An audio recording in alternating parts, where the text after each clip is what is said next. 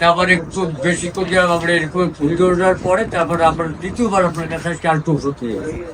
সেটা নেওয়ার পরে ওই বস্তুটা ঠেলকে আস্তে আস্তে হয়ে গেল। আচ্ছা, আর এখন ঘাটা শুকাইলে উপরে আল্লাহ কয় মাস হয়েছে? 1 মাস। 1 মাস। এমনকি আসসালামু আলাইকুম ওয়া রাহমাতুল্লাহি ওয়া বারাকাতুহু। সম্মানিত দেশবাসী, আমি cancer specialist doctor S M Sarwar আপনাদেরকে একজন ক্যান্সার রোগীর সাথে পরিচয় করে দিই, আপনার যে ক্যান্সার রোগ থেকে মুক্তি লাভ করছে। আপনার নাম কি? আমার নাম মোহাম্মদ সুলতান মোহাম্মদ ফুকন খান। আপনার পিতার নাম? খান। সুলতান খান। আপনার মায়ের নাম? হাজারা হাজারা বেগম। আপনার গ্রামের নাম কি?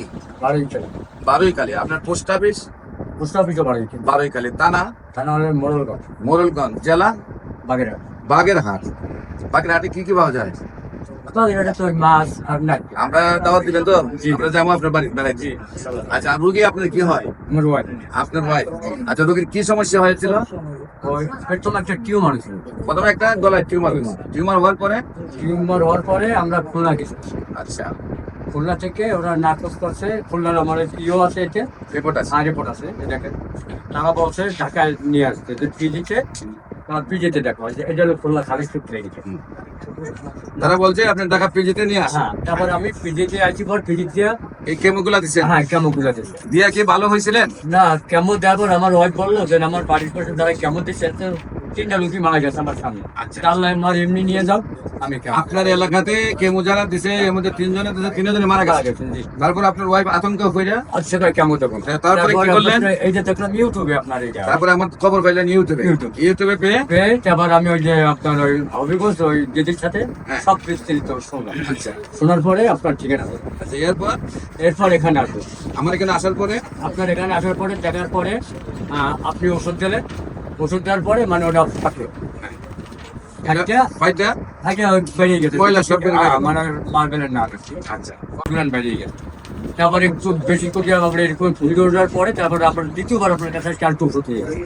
সেটা নেওয়ার পরে ওই বস্তুটা ঠেলকে আস্তে আস্তে হয়ে গেছে। আচ্ছা। আর এখন ঘাটা শুকাইলে উপরে আল্লাহ কয় মাস হয়েছে? 1 মাস। 1 মাস। এমনকি এখন লেভেল হয়ে গেছে। লেভেল হয়ে গেছে। আপনি এই রিপোর্ট গুলোতে আপনার কত টাকা খরচ হয়েছে মোট? স্যার এতে প্রায় 1,40,000-45,000 টাকা গেছে। আপনি তো সরকারি ভাবে চিকিৎসা হতে 1,40,50,000 গেছে। সব বলে বঙ্গবন্ধু মেডিকেল কলেজ। আপনি সরকারি লোন থেকে 8-10 লাখ টাকা চলে যাইতে। হ্যাঁ। না, তারপরে আপনি কোনো রিজাল্ট পান নাই? ভাই, আপনি কি জানেন বঙ্গবন্ধু মেডিকেল কলেজ হলো সারা বাংলাদেশের মধ্যে সবচেয়ে বড় মেডিকেল কলেজ? জি। যেখানে ফেল করার পরে আপনি আমার কাছে আইলেন কেন? আমি কত বড় ডাক্তার নেই। না, ডাক্তার না, কিন্তু ইউটিউবে দেখে আমাদের তো চিন্তা করতে এখন লাস্টে কি করবো আর? তাহলে বিশ্বাসের পরে অসহায় হয়ে গেছে না? তারপরে ফোনে পাইয়া তারপর ওই দিদির কাছে হবি গো। সম্মানিত দেশবাসী, মাত্র অনলি 1 মাস চিকিৎসা করেছে, সেইখানে টিউমার নেই, ময়লা নেই, ইনফেকশন নেই, এখন লেভেল হয়ে গেছে। আল্লাহ রসের রহমতে 4 মাস এবং সে শারীরিকভাবে সুস্থ আছে। আল্লাহ রহমতে 4 মাস নিয়মিত ওষুধ খাইলে সম্পূর্ণরূপে বডি থেকে ক্যান্সার চলে যাবে। আমরা 4 মাস পরে রিপোর্ট করে আপনাদের সামনে রিপোর্ট নিয়ে আসবো। বিশেষ করে আপনারা দোয়া করবেন, এই রোগীটা যেভাবে বলতেছে যে 1 মাসের ভিতরে এইভাবে সুস্থ হয়েছে ওনার ওয়াইফ। উনি আবার আমার জন্য মসজিদে কি করলেন? হ্যাঁ, মসজিদ আপনার জন্য আপনার মিলাদি, তার মধ্যে আপনার জন্য দোয়া করে। মসজিদে উনি আমার জন্য মিলাদ ইমাম করেন, সাহেব দোয়া করেন। ইমাম সাহেব দোয়া করেন। আপনাদেরকে বলবো যে বিশেষ করে আপনারা সেই রোগীটার জন্য দোয়া করবেন। আল্লাহ যেন তাকে স্থায়ীভাবে সুন্দরভাবে একেবারে সুস্থ করে দেন।